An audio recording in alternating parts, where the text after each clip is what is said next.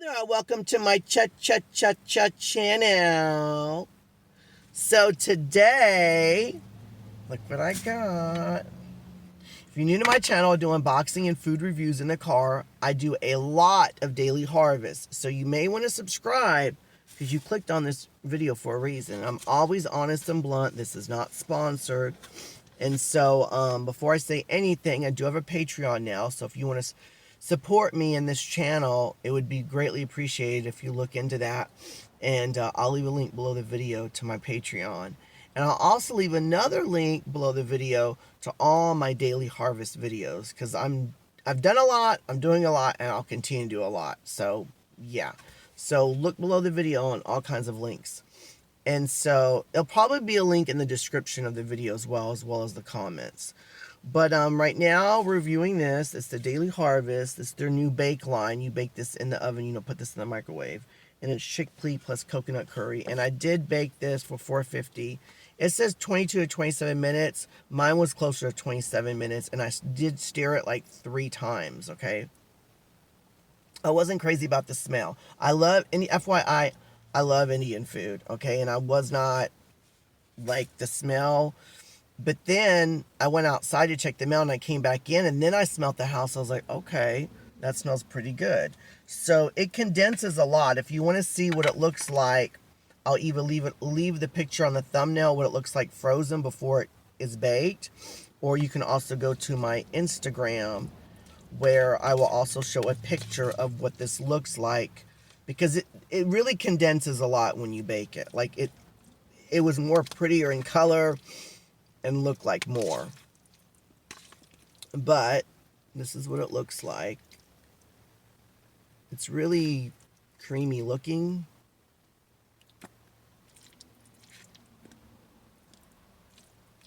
Yes, I'm going to try it. So, how's everyone doing today? Should I do story time? If you're new to my channel, a lot of times I do story time. So, we're going to put some of this in a bowl. I should get some rice with this, but I didn't. Make sure I get every little... There's a piece of cauliflower. What is that sweet potato? Oh, I hope that is. I love sweet potatoes. Speaking of sweet potatoes, you ever had grilled sweet potatoes? Oh, it's so good.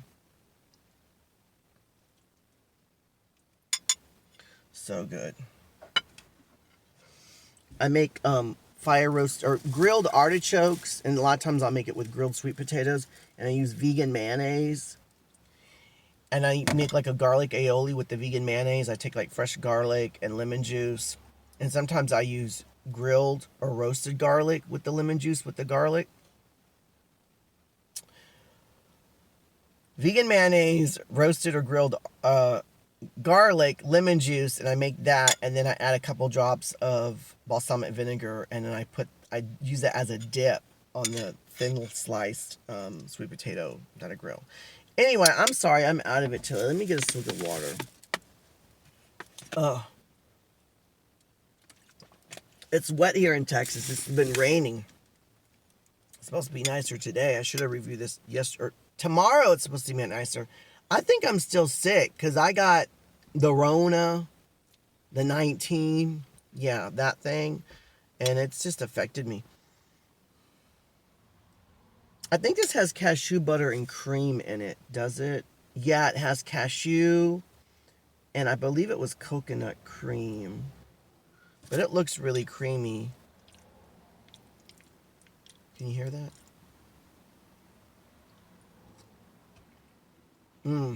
I just bit into a sweet potato. Might do another one. Treat yourself, right? Okay, let me try the chickpeas. Another reason why I wanted to bake it like the 27 mark is because chickpeas, like I did not want them to be firm or too firm and not cooked.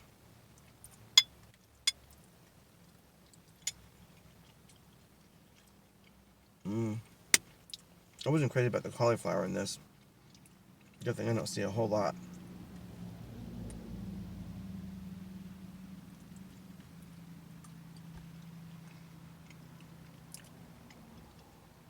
This reminds me It's really, really creamy. Okay. Like, really creamy. This reminds me... I don't know if you've had Indian food before. If you have you ever had saag paneer? It reminds me the spices a little bit of saag paneer, but instead you replaced the paneer and made it not so creamy, because it is creamy, but not so gravy-ish. And you replaced the paneer with, I think it's called chana masala, which is the chickpeas. Or if you took chana masala and took some of those, the saag paneer without the cheese, and just mix it up a little, that's what it tastes like to me. It's good. It's not the best Indian food I ever had. Far from it. Far from it. But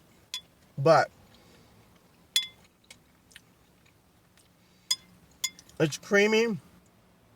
It does taste like Indian food. The curry is not very strong though, which can be a good or bad thing. I think I just tasted some spinach with that, with the sauce. Yeah. Oh, it has moringa in it. Well, should I read the ingredients to you? Because it's a lot. It has fenugreek. I do like it. I think it would taste really good with some basmati rice. I would definitely not use regular rice, because like a lot of Daily Harvest items, they feel like more of a side dish, and you still want something to bring it up to a level. I think this would be really, really good on top of some basmati rice. And make sure you season the basmati rice with like cumin seed. And I can't think of the other spice, but I would really recommend you put this on top of some basmati rice, and make sure that when you make your basmati rice, add some cumin. Toasted cumin. I think this would just really make this dish, like, really make this dish.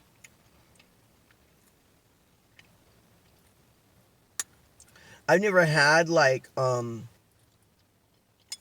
vegan paneer. I haven't had paneer in a while. I used to love it. I'm sure I would still love it, but...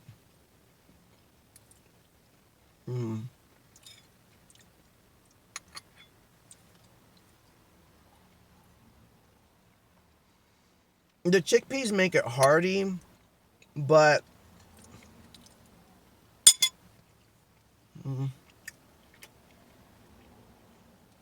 I can't stress enough that this is really, really good. It's really creamy.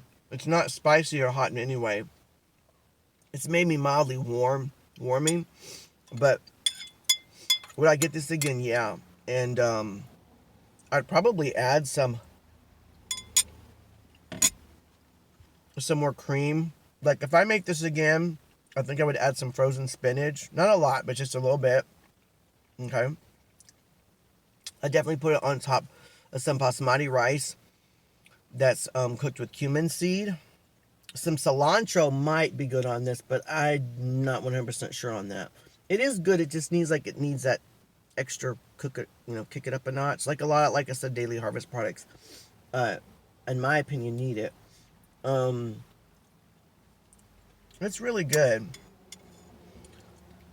The chickpeas make it more hearty, but which is sound redundant, but yeah.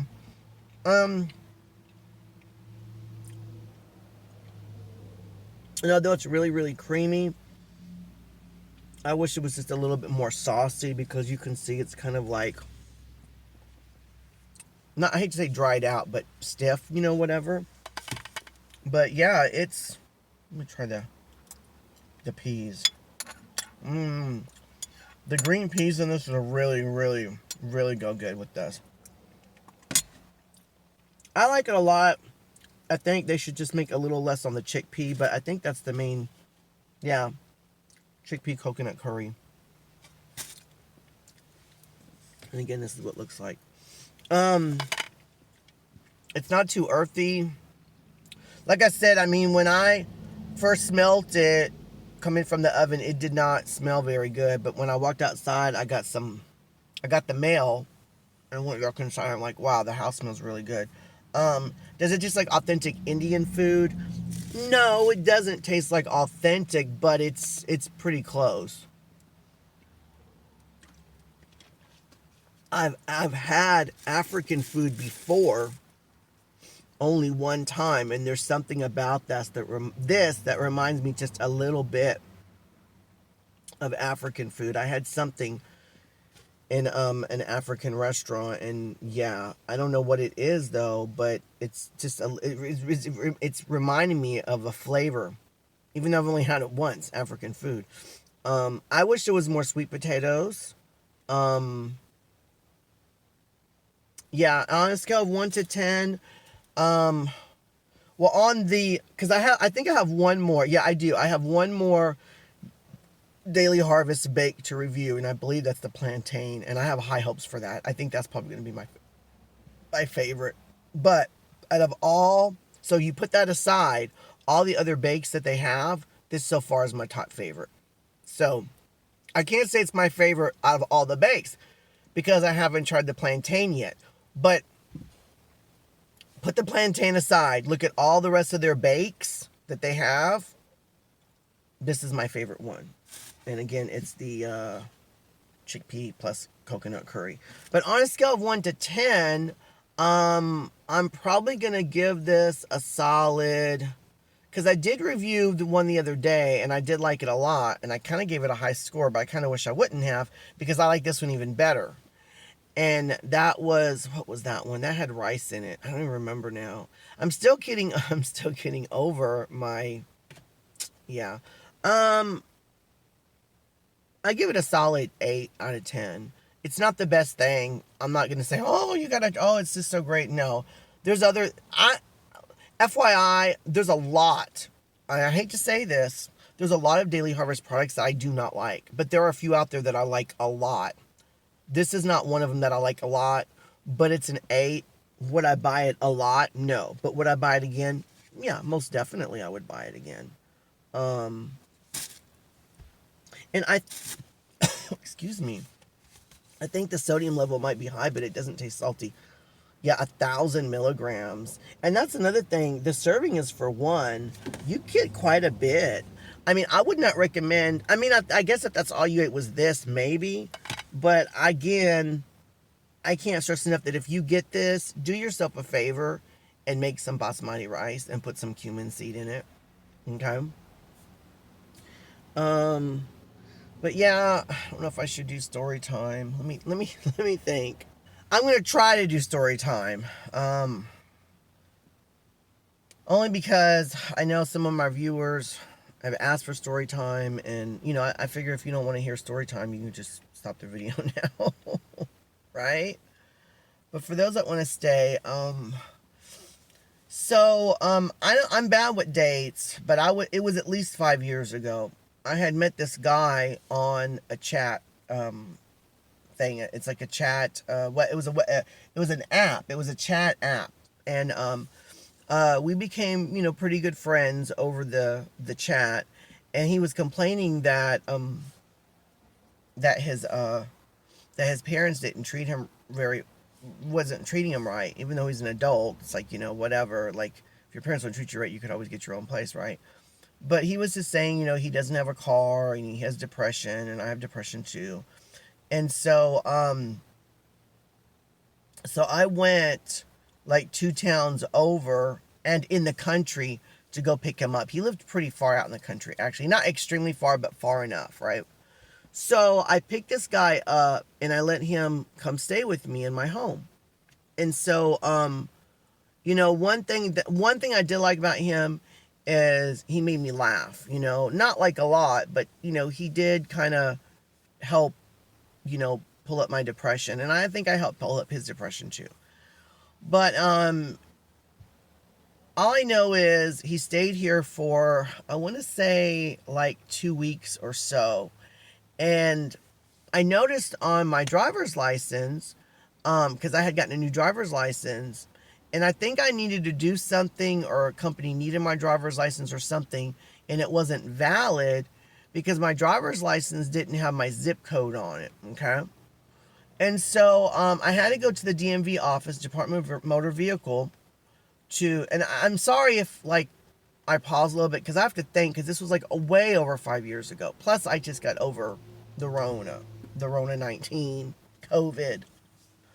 And so I went to the Department of Motor Vehicle, and I had to fill out, I had to pay that. Even though it was their fault, they didn't put my zip code on my driver's license, they made me pay again for, like, as if I lost my license, right?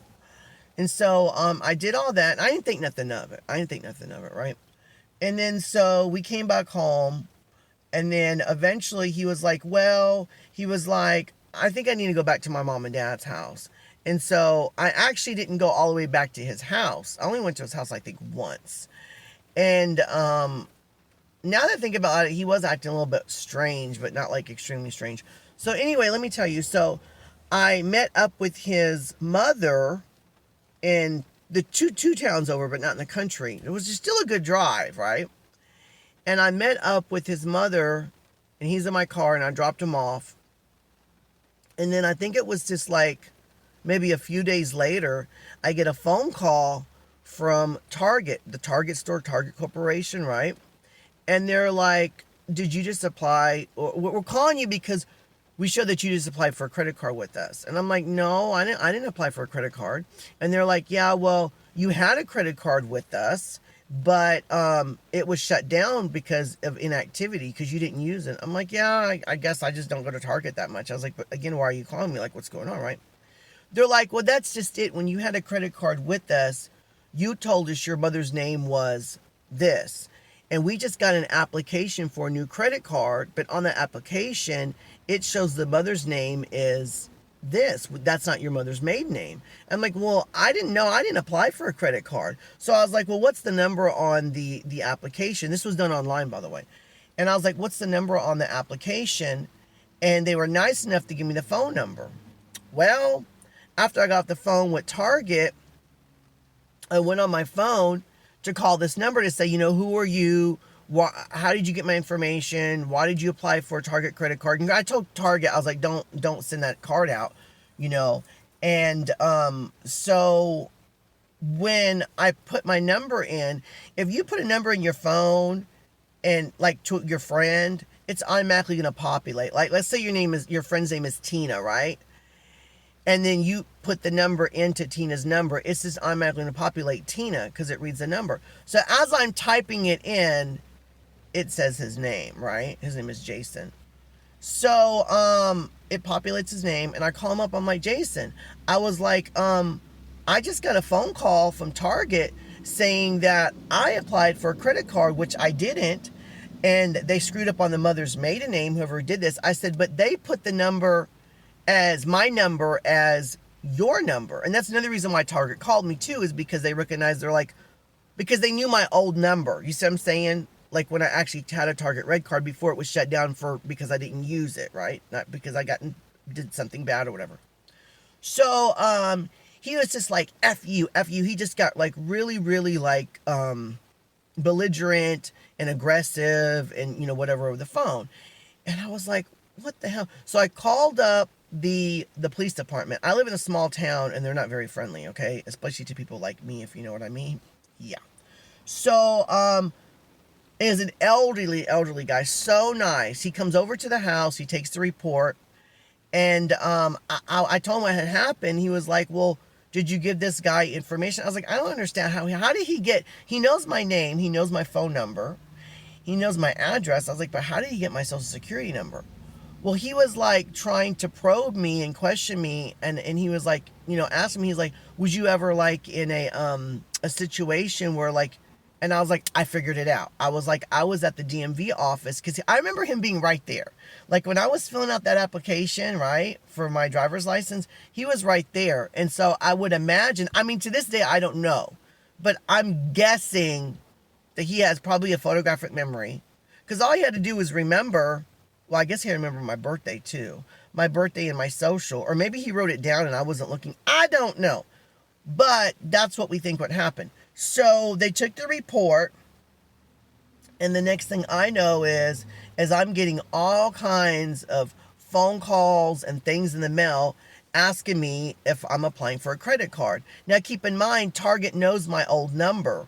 So they know that something's fishy. But if he applies for a maybe I shouldn't be going into story time because I'm just not mentally, I'm just so lethargic. I'm still run down.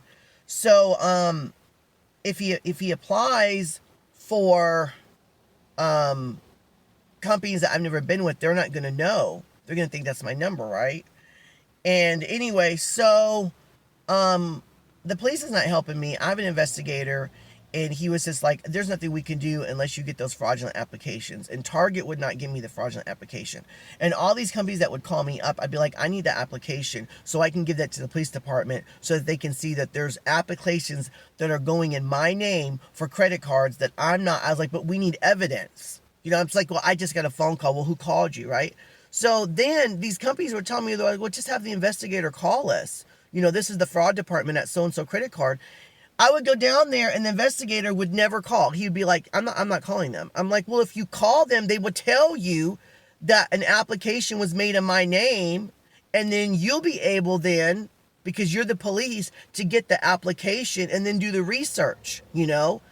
And I said, because I'm sure Jason's address is on that application, so they would send him the credit card to him, because if they send it to me, he can't use it, right?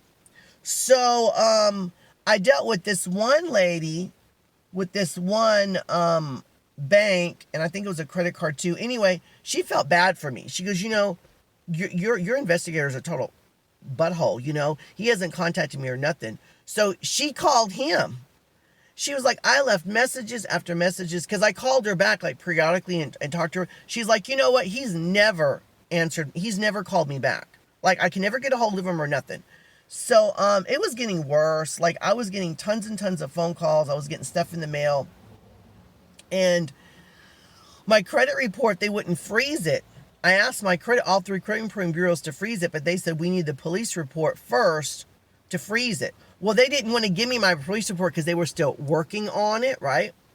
So, what else? So I was stressed out. This went on for like a year and a half. I had nightmares. I was losing sleep.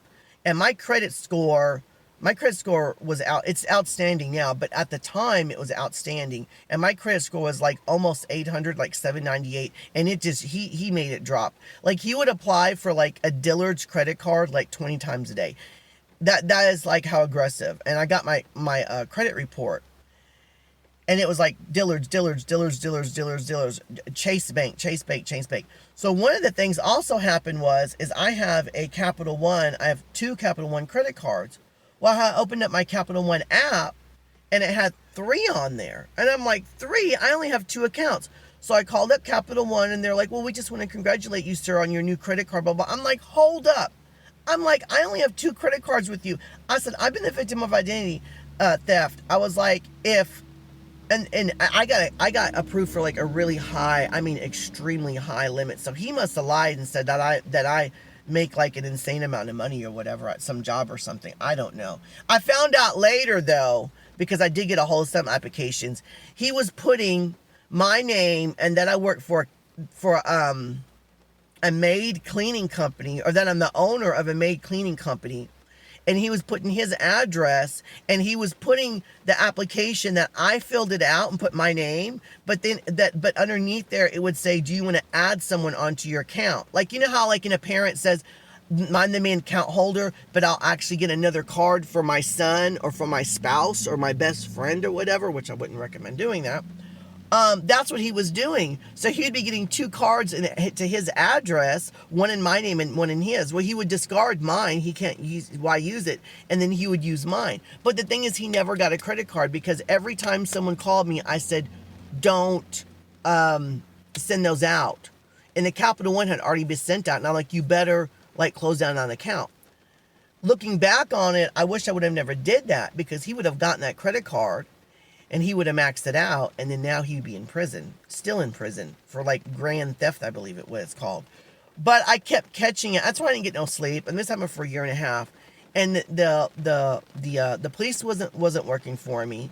They finally gave me my credit report, but it wasn't signed and it wasn't dated. And I noticed that it wasn't. Well, first I didn't know nothing. I sent it to the credit report bureaus, and they said this is not valid because it's not dated. So then I went back to the police department, and I was like, "Look, you didn't even date this." They're like, "Oh, sorry." So they dated it. Then I faxed all 3 credit report bureaus again, and they're like, "Oh, but it's not signed." So then I went back, and they're like, "Well, we can't sign it because it's still under investigation." I'm like, I cannot freeze my credit report. I was like, he was ruining my credit. I went from 798 down to like extremely low. I don't know how low it got, but it got low. And another thing too is he actually convinced the credit reporting bureau, because let me tell you what happened.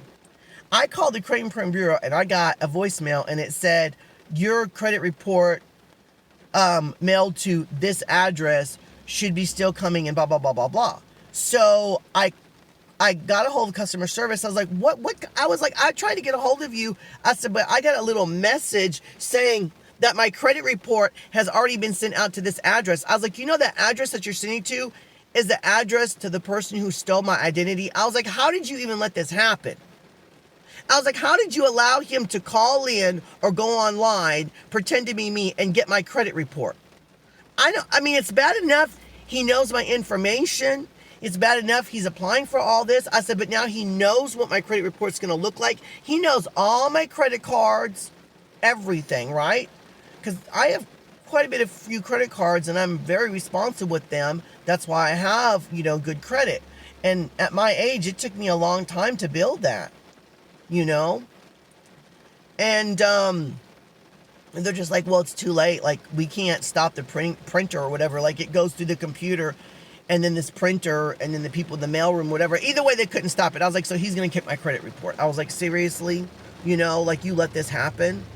So, it was just one thing after the other, and I'm probably missing some things because it happened over 5 years ago, and it's raining, so it's kind of like making my depression go down even worse, which is hard for me to think.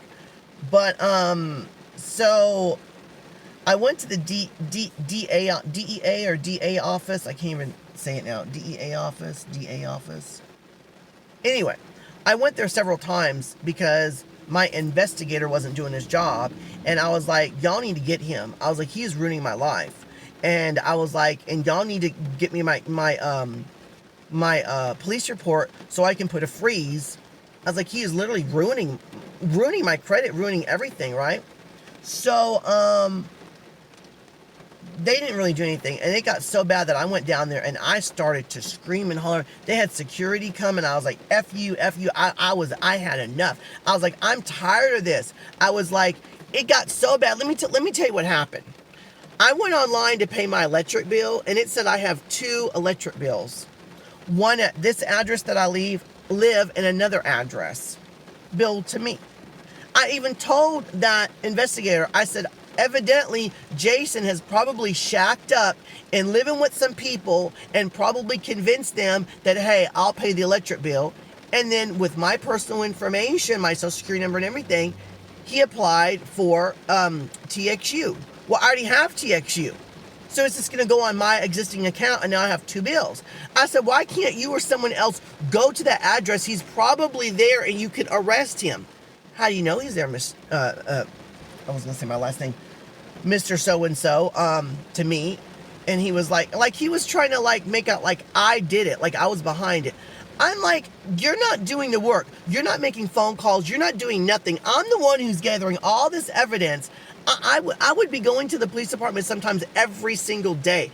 Because I had phone calls after phone calls of companies contacting me. Did you apply for this? Did you apply for that? I'm like, no, I didn't. And I would write down the information. I'm like, who are you? I'm with the fraud department, with the credit bureau fraud department, blah, blah, blah, blah, blah. And I'm like, this is under investigation. Like, have the police call me at this number, and we'll be able to submit to them the application. No, he wouldn't call them. He wouldn't do nothing. Like I said, I had that real nice lady contact him, leave him voicemails, and then I talked to her, and she was like, I've been desperately leaving voicemail after voicemail to your investigator, and he is not calling me. And we cannot just give you the fraudulent application because If you had said that you made the application, you have every right to the application. But because you're admitting that you didn't do it, now it's considered a crime, and that's evidence, and we can't give that to you. Which to this day makes no sense to me. That makes no sense to me at all. It really does not. It doesn't. But she finally felt sorry for me. And she goes, I'm not supposed to do this. I hope I don't lose my job. She was like, but I'm going to send you the application. She sent me the application, and that's exactly what it said. What I said earlier. It had my name as if I'm applying for this credit card, right? It said send to this address, which was his address, with his phone number of contact information, okay? How they contacted me, I'll talk to that later, I guess because they had it in the database that that's not my number. And then I guess my mother's maiden name too, which is odd because I never had a credit card with that company, so how would they know what my real number is and my real mother's maiden name? I don't know. But either way it goes, on there it had his address as if I was applying for the credit card, and then it had on there, would you like another credit card to like a relative or a friend or family member? And he put his name. So he'd be getting 2 credit cards in the mail. One for me, one for him. He would probably throw away the one for me because he ain't going to use it. And then if they ask for an ID, but then who would be responsible for that account? Me, of course. So I finally submitted that to him, and he was like, you see, Mr. So-and-so, see how easy that was? I was like, easy. This has been going on for a year and a half. A year and a half. It took me a year and a half to get one fraudulent application. So anyway, I made that big stink at the DA's office. I'm like yelling and screaming, something needs to be done. And I'm tired of my investigator, Mr. Preston is his name. And my investigator, Mr. Preston, I was like, he's not doing his job and everything.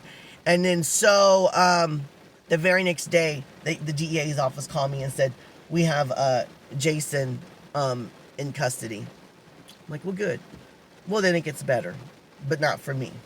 So one of the things he stole was my Lowe's gift card that had like almost $800 on it. And he bought a whole bunch of security cameras and all kinds of stuff. And that's another thing too. My investigator accused me of doing that. He's like, how do I know that? I was like, well, then come to my house. I don't have any security cameras. He goes, well, you could easily hide them in the garage or something. I'm like, really? Really? Do you still think it's me doing this? And he also accused me of sleeping with him. He was just like, well, did you have a sexual relationship with him? I'm like, what is different? What? No. And even if I did, the question is that I give him permission to use my identity to apply for credit cards and stuff. And the answer is no, I did not. I did not. But no, I didn't sleep with him. We're just good friends. That's it. And seriously, I'm not making it up. We were just good friends. Obviously not anymore now. So, come to find out, he already had a warrant out for his arrest for writing hot checks. Am I shocked? Am I shocked? When I talked to the lady at the DA's office, she told me, I said, is he a repeat offender? She goes, well, she was like, let's put it this way. No, she basically told me that I'm not his first victim, that he's done this before. She said, but unfortunately, he already served his time in the past. I was like, so he's already stolen other people's identity and did this before? And she was like, well, yeah, she said yes, right? And so he's a repeat offender, and he has a warrant out for his arrest for writing hot checks when they finally found him. Instead of sending him to jail or prison, he just waited in the county jail for a while. And while you're waiting in county jail, that goes towards your time. So when you finally get in trouble, if you've been waiting in county jail for a year, when you finally get in trouble, they take that year off. So if you're in county jail for a year, but they lock you up for 2 years, they're only going to lock you up for 1 year because you already served your time in county jail for a year. Okay? So I wanted to be at the trial. And they said, well, if it says that he's not guilty, you can be at the trial and do your case. Well, he didn't say not guilty. He did a plea bargain, I guess. He said guilty or whatever. At least that's what the DA's office told me. I said I want a restraining order against him. And all he did was get on probation. That's it. Probation. Why? Well, he never got any of those credit cards because I stopped him. Now, if he would have gotten those credit cards, especially the one with Capital One, which was an insanely high credit card limit, he would have gotten in, bigger trouble. So, it gets way worse. So much more stuff happened. So he was supposed to pay me restitution of like, I think it was $20 a month or $20 a week. I don't know. Because he had stole my Lowe's gift card, which was like around $800 or so, right? But they said it was only $500, which was a lie. So I got one check in the mail from him, and it wasn't even the full $20. I think it was like $10 or something, right? Because he's supposed to be working on probation to make money to pay the restitution to me. So I got that one thing, and then also he contacted me. So I called his probation officer. I said, why is he contacting me? I said, he's not supposed to contact me. Really, really ghetto. She was like, oh, was you his boyfriend? I'm like, no, I wasn't his boyfriend. She was so unprofessional, right? Then I'm still getting calls from places because he had gotten, what is it? A loan. He got loans. He got this one from Avant Credit. He had gotten a loan of like, I don't know how much. I don't remember how much it was. And I was getting this stuff in the mail because they finally found out where I really live, you know. And they're like, oh, well, you owe us this money. And I contacted this place, right? This is after already he had gotten in trouble. And then, well, he got in trouble, got on probation. Then he wrote more hot checks, okay? So he couldn't pay me restitution, and then he finally went to jail. But he didn't go to jail that long. I think it was like maybe a year, or maybe, I think on good behavior. I think I found out from the DA's office that he was only in jail for like 8 months. I'm like, that's it? Well, while he's in jail, and then also when he got out, okay, I got all kinds of stuff. I was still getting stuff in the mail, because you think about it. If someone steals your identity, right, and puts their address, and then they don't pay the bill, it takes a while for them to find out where you really live. So later on, I was getting things in the mail saying, you owe us money for this, you owe us money for that. So this one, a lot. This one was so this wasn't over. This was not even over. This went on and on, okay? So I called this one Avant Credit. I was like, look, I've been a victim of identity theft. I was like, I can't prove that he also did this. I said, but I can tell you I didn't do it. I said, I have the police report. I finally got the police report, and it was signed and dated. I said, I got all this information. They didn't really care. It was so weird. They didn't even want the police report or nothing. I'm like, you don't want nothing. They're just like, well, it's fine. We believe you never. And I was like, this is what I don't understand. I was like, how did this happen?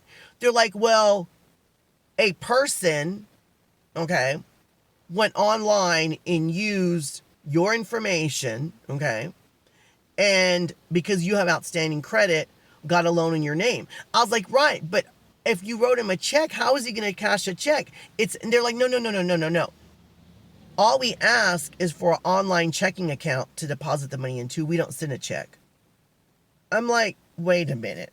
I was like, so you mean to tell me he used my information, applied for a loan, got approved because I have excellent credit, and they don't know it's him that's applying, and that they don't know that's not me, right?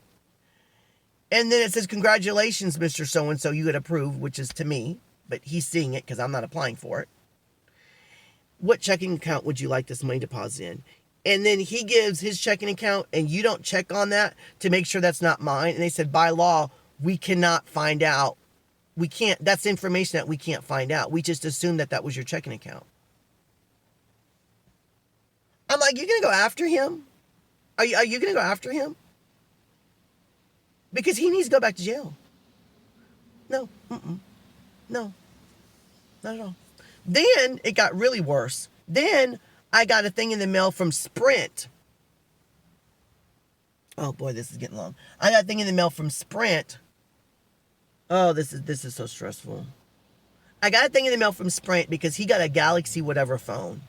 Okay, Galaxy 4 whatever. I don't know. Got service with Sprint. And so I got a thing in the mail saying you owe all this money. So I contacted the fraud department with Sprint. I'm like, I've never had your service. I've never gotten a phone. I was like, that wasn't me, right? So they're telling me, they're like, well, you have to go to a corporate Sprint store, okay, and give us all the information that you can that can help this case, like the police report, your name, your address, proof that you've lived at this address and not the other address that they sent the phone to, right? As much possible information you can give us. And I'm like, that's fine. I was like, I can't give you too much and get scared that I'll get in trouble because I didn't do anything wrong. I was like, so the more information I give you, the better. So like, well, you have to go to a corporate store. So I go to the corporate store because they said you have to go to the corporate store and have them fax us to the fraud department. Okay. Why I couldn't go to a bank or somewhere else to fax it, I don't know. But they said you have to go to a corporate store, bring the police report, bring all documentation. I had my birth certificate. I had everything, right? And they said, just have them send to this. They gave me the phone number. They said, have the corporate Sprint store in your town fax to this number all that information. But they don't, the store is not going to handle it. We're handling it because we're the fraud department. I was like, okay.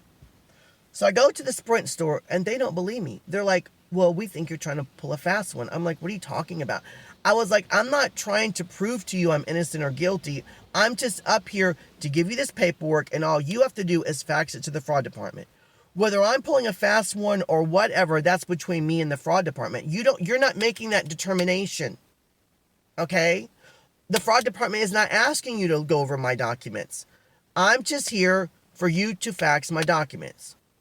And they said point blank that they feel that I was the one who got the phone and that I'm trying to get out of it. And I said, okay, you can feel that way. You have every right to feel that way. You're wrong, but whether it's right or wrong or you're right or wrong or whatever, just fax the information to the fraud department. That's all I was told. The fraud department told me go to the corporate store and have them fax your documents, and that was it. They wouldn't give me back my documents. No. They said, we're holding these documents. I'm like, you're holding my driver's license, my police report, my birth certificate, my proof of address, my electric bill, my water bill. I had all this stuff to prove that I've been living here all this time or whatever, I never got no physical phone,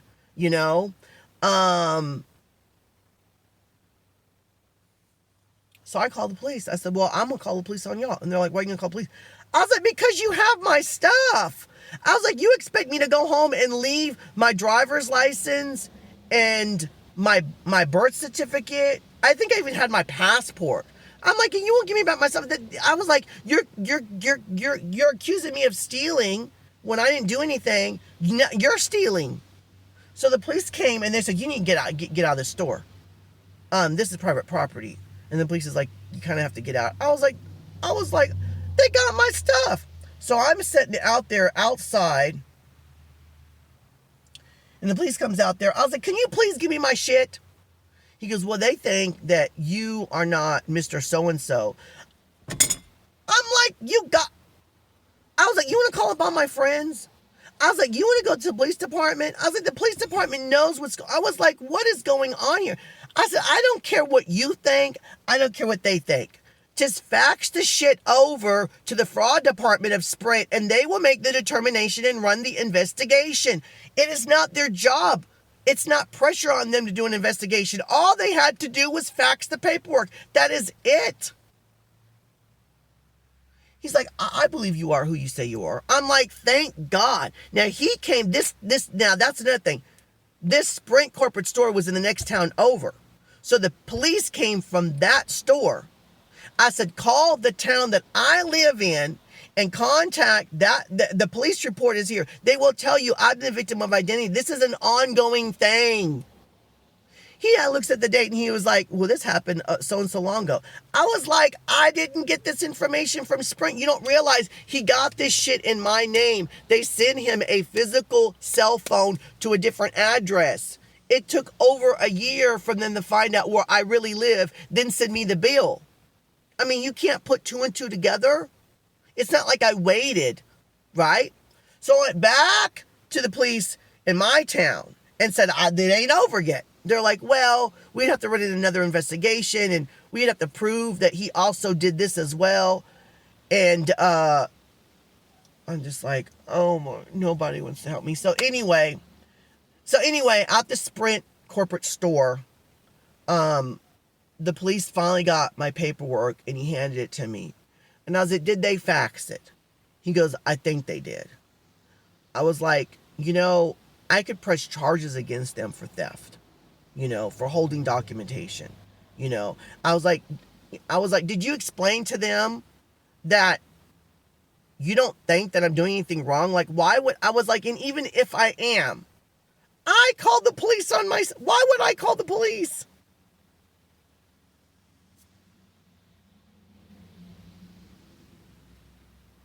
Hello?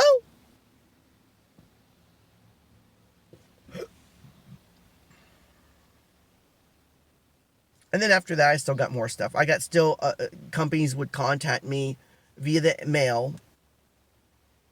And this one, he got a really big loan 2 towns over.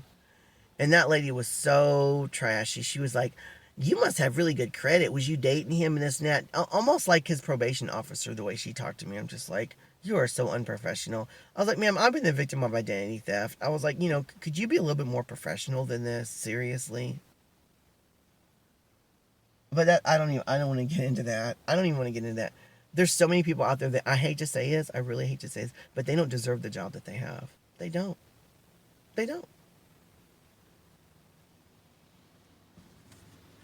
People that are ghetto, that are unprofessional, that talk like she did to me. Like, you work, but whatever, Anyway, that's my story on how my identity got stolen. And I know I did. I left some other things out, but it took a year and a half for them to arrest him, and this whole time he was ruining my credit. If I could go back in time, I would have never... I wouldn't... Like, when Capital One... when I saw that Capital One, I just would have been like, whatever. Let him get the credit card and dig himself in a big hole. But, I had to get on sleeping medicine. I had nightmares. I had to see my doctor because I had nightmares that he was going to come into the house and like hurt me or stab me or something, whatever. And to think that he's a repeat offender and he was already writing hot checks, and then they just, slap him on the wrist. And he didn't really get in much trouble at all. But, anyway, if you stayed for this whole video, thank you. I'm going to go back inside. I just got over COVID-19, but I still feel like really under the weather. And I don't know if you can notice, it's raining. Thank goodness it's not pouring down the rain, so I'm not going to get too soaked going in the inside. But until next time, I'll be an awesome day. All right. And keep seriously, keep your stuff. See, I have a credit freeze now on all 3 credit improved. Not now, I've had it for some time now. I've literally froze my credit. But see, back in the day, it was harder to do that. You had to have proof, and it was just a big hassle to freeze it and everything. Now it's like, because so many people's identity and stuff, like you don't need to be a victim of identity theft to prove it to have your credit froze now.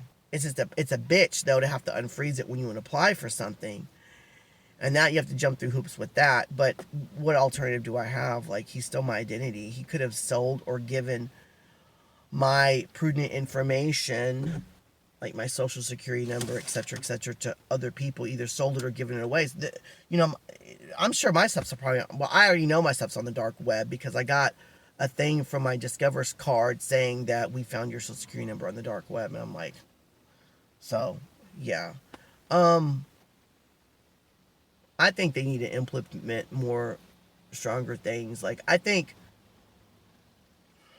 hate to say everyone's credit should be frozen per se, but I think that it should be either everyone should be frozen or something like being frozen, where you have to, in other words, when somebody applies for something in your name or an item when something is applied for in your name, you should have to do something to prove that it's you.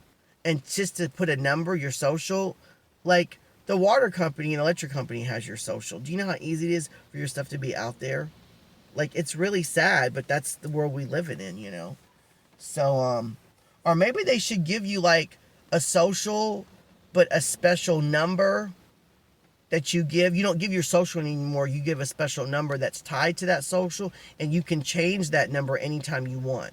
Like, if you feel like it got out, you can change your number And that's always going to be tied to your social, but your social you don't give out anymore. You know what I'm saying? Like you tell the government, this is my social, and they say your number is 7942 BBC. So every time you apply for something, you put 7924 BBC.